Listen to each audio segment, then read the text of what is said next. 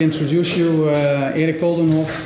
He is a Senior Program Manager Food Strategy at the Municipality of Amsterdam. Yes. And like I already mentioned, we discussed food systems and potential challenges. Basically, Amsterdam is looking at food system and sustainability, also from donut economy perspective. Yes. And our last speaker basically already touched that point. Could you reflect a little bit on that? How is donut economy and food strategy for a municipality? How does it work? Well, how does it work? How do we want to make it work? Because it does not work in all its possibilities, of course. But we are looking at, from my perspective, on the food part of the donut economy, where we have on the one side social inequality and social equality. How can we improve social equality from the food perspective, of course, but also on the sustainability side. Right. Where can we have the right crops? Where can we have the right food from nearby or from far away? And especially with the food from far away, there's always, concerning the donut economy, of course, the sustainability also of the work, the labor force, the environment of the labor people who harvest the crops in Africa, for instance, or in South America, and you cannot tell how they actually work and if it's all. If it's done in the right way, and this is also a very important perspective from the donut economy on the social side. Right. Okay. Yeah. So on all these perspectives, we are looking at possibilities. How can we intervene? How can we change policies? That's one of the parts I'm responsible for. Right, very interesting. And what are the main food strategy focus areas for the municipality of Amsterdam currently? I mean, your daily task. Well, we have 6 lines of action of initiatives.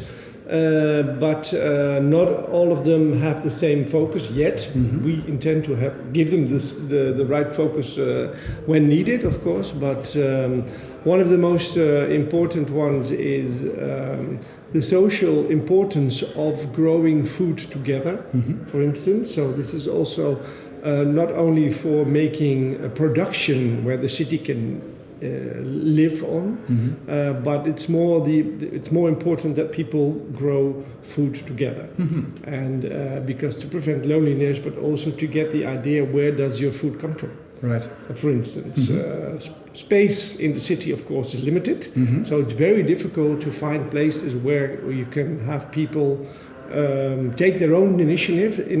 It's very important. It's not by the city, but the city provides the possibility for the people to grow their own plants, their own strawberries on the balcony, from up onto like wide gardens where all kinds of crops are grown. Right. One side.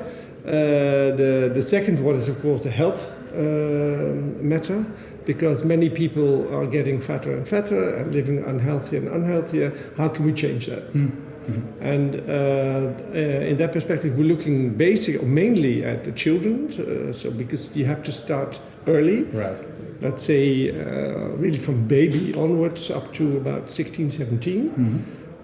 Which we believe has the most the best impact to change people, their behavior. And so this is where we look at how do children feed themselves at schools. Do they go away from home with breakfast, up to how can we change them also eating different things than French fries and hamburgers, and how can we make them eat more fruits and vegetables. Right. So we're looking especially at the environment, environment of the schools, for instance. A lot of snack bars and fast food restaurants, I should say, around the schools. And while at the school themselves, they try to have the catering change the offerings, the assortment of food you can buy. But all the children run out in the street to go to the fast food restaurant to eat it there. Yeah. So the caterer at the school doesn't earn anything. No. How can we change that? Right. Okay. Yeah. And one thing I believe you already spoke with the former speaker is about the short supply chain. So how can we get more food from the surroundings of Amsterdam in the city and where people actually consume it, because now it is they did some research on how many percent of the local dish of Amsterdam, the average Amsterdammer comes from the surrounding areas, and it's only 2-3%. Really? So the rest comes from far away, all over the world. And how can we improve? How can we make that percentage grow up to about 20% in 10 years? Right. Yeah. Also important. The last one I think is very important. The change of protein. Yeah. And where now most of the people in the Western world, everywhere I think, eat for about 60% animal protein in their diet and 40% plant-based. Yeah. And actually we need to change that. Right. Yeah. Yeah, because of environmental things, the donut economy, like you mentioned, but also because it's better for your body. Yeah. Yeah, better for your health. Right. Interesting. And so now we're talking about Amsterdam. What I found out is that many municipalities in the Netherlands are connected into a city deal, which is basically, like sharing practices on food strategies. Could you explain a little bit more about that? How does it work? Yeah, it's actually, like you said, you introduced, it's like a best practices interchange. Yeah. So between the national government and the local municipalities, we're starting now with a second tranche or second part of the city deal on food.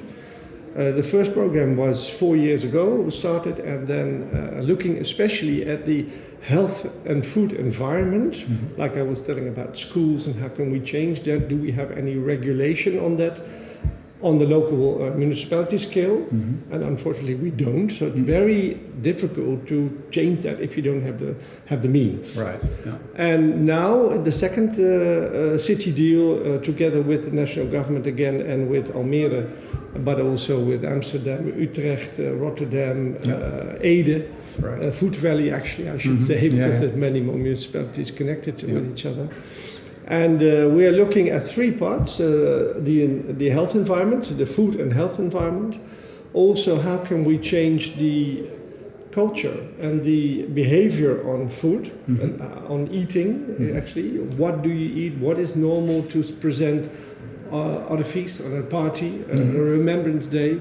It's always fat, sugar, and salt, so to speak. How can we change that? Right. Yeah. And the third one is the short supply chain. How can we improve that, not only in Amsterdam but also in the rest of the Netherlands?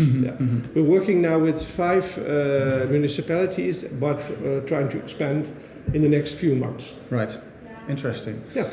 A former speaker or guest, Mark, told me there are some challenges on the data side, and like data could help us in a couple of. Yes. How do you see that from a municipality perspective? Yeah, well, we have a lack of data. We don't know actually what's going on. Like I was telling, some sort of research is done about the percentage of local food on the average Amsterdam dish. It's 2-3%. But where is the data? Where does it come from? Yeah. How do we know when 20% has been achieved? Yeah. Because then we need data to find out and to measure this. Very difficult, very complex system, but we now are trying to get funds, European funds, national funds, to set up a data structure with the region of Amsterdam. The metropolitan region of Amsterdam is working together on this. Right. And my colleague, I'm responsible for Amsterdam, but I have a colleague also for the region in the organization Voedsel Verbindt, or Food Connects. Yeah. And together we are trying to get the funding to set up this data process. But it's very important. Actually, for the now it's all intentional, a lot of action, a lot of people in the streets or in the organizations thinking about all kinds of things to help, to add to this strategy of improving health and food. But it's not really structured yet. Right. So we need to have the data to get this in, to see what the trends are. Right. Good message to our audience. Actually, this is one of the challenges that we would like to address during this meeting. Yeah. Thanks, Erik. Really interesting and good to hear this from a municipality perspective. And again, hopefully we get some great ideas out of the audience. I would like to thank you again and then start to invite our next speaker. Yes. Good luck. Yes, thank you.